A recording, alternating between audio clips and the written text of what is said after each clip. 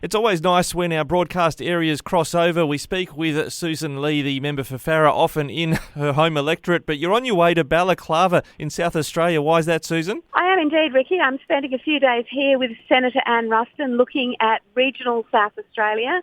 Yesterday I was in Gawler and talking to council about all of their needs, including infrastructure and aged care. In Harndorf, talking with small business owners about tourism and roads. Roads always are important to country people, as we know. Today I'm heading to the Yorke Peninsula. I'm talking quickly because I've got so many places to go and so much to see while I'm here.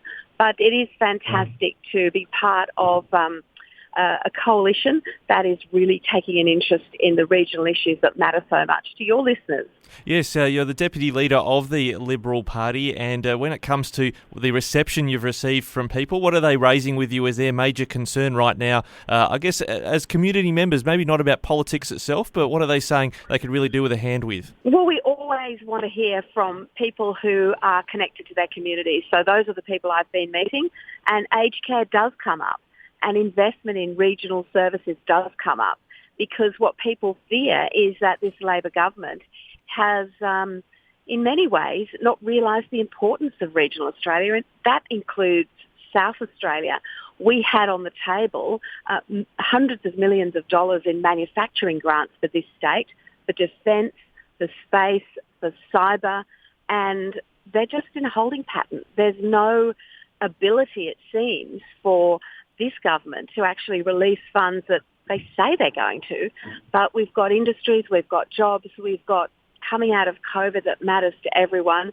And so, I'm listening to people about their day-to-day needs, but I'm also concerned about Anthony Albanese's actual investment from a Commonwealth point of view, or the continuation of the good work that we did for the amazing state of South Australia. Well, the South Australian-based Health Minister is Mark Butler. He's talking about a restructure of Medicare. We're hearing very often from regional areas when you talk about people are waiting in the queue, they're waiting to be able to see a doctor, particularly the further out you get in South Australia. You're with the Shadow Health Minister, Anne Ruston. What are you hearing or promising in terms of what you might do to get it easier to see a GP? Well, bulk billing is collapsing, and you do see it in regional Australia. And one of the first things this government did was take away the incentives for doctors to come and actually practice in regional Australia. So, that was a real hit to so many small communities. And, I welcome the government looking at the issue, but that seems to be all they're doing at the moment. They've had 8 months to think, well, they've had longer, to actually work on solutions. And they're not doing it from a regional perspective.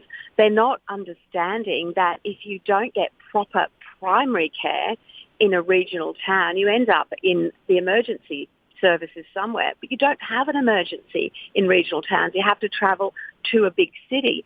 And that trip can sometimes, be the difference between you surviving or not surviving. And we've seen so many examples across my own electorate, which is Western New South Wales.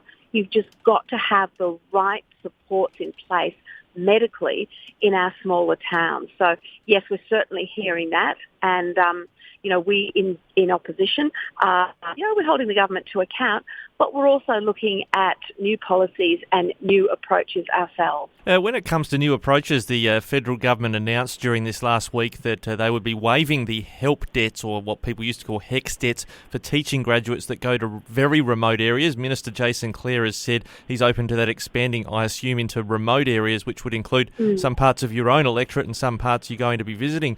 Is this a scheme that could go to other professions as well, and having their help debts waived to encourage them to remain or head out to regional areas? Look, it's an interesting one. Sometimes students say that makes a difference to whether they choose, well, perhaps by paying less fees to university, whether they choose the course in the first place, or whether they choose the course because they know they're going to get that help debt waived. But it often doesn't. I mean, your career path depends on many things. And I think that anything the government does to try and increase the quality standard, and of course remote locations are part of that, of our teaching profession, is welcome. We will certainly support that broadly. But when I talk to parents, they want strong standards in schools around literacy and numeracy. They want discipline, of course, and they want high quality teachers. So that's the most important thing, and I hope the government focuses on that. Now, just lastly, before you go, I wanted to ask about this online forum that's occurring tomorrow. It's a forum about online issues, online dating and the risks. The Communications Minister, Michelle Rowland, indicating she's got sufficient concern that she's getting together all the stakeholders about what could be done in a regulatory sense. You're the Shadow Minister for Women. I imagine they're particularly impacted by, well, let's just call it bad behaviour in online dating. Particularly, look, I support Minister Rowland and her bringing together the providers of what are often called internet dating services around the table. And from a female perspective, many women are quite vulnerable.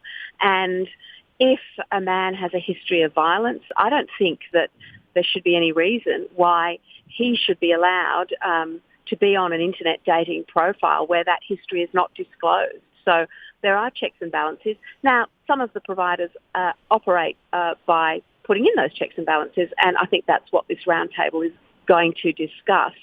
But we do have to be really careful. Social media, in terms of meeting people, is a thoroughly modern, and it works well. And you and I, I'm sure, know many people who've formed good relationships as a result of it. So we have to be really careful about getting it right when it comes to women's safety. There's still a place for the old barn dance, though, isn't there, Sussan Ley, member for Farrer? The barn dance? Yeah, maybe. Or the B&S ball or whatever else. The B&S, absolutely, the B&S. Now, they're still very popular in my part of the world, but there seems to be a lot of coloured paint being thrown around, which is quite different from my day. I'm not sure what's going on. Neither do I. I'm long past those days. Sussan Ley, the Deputy Leader of the Liberal Party, thanks so much for joining us while you're visiting South Australia. Always a pleasure. Take care.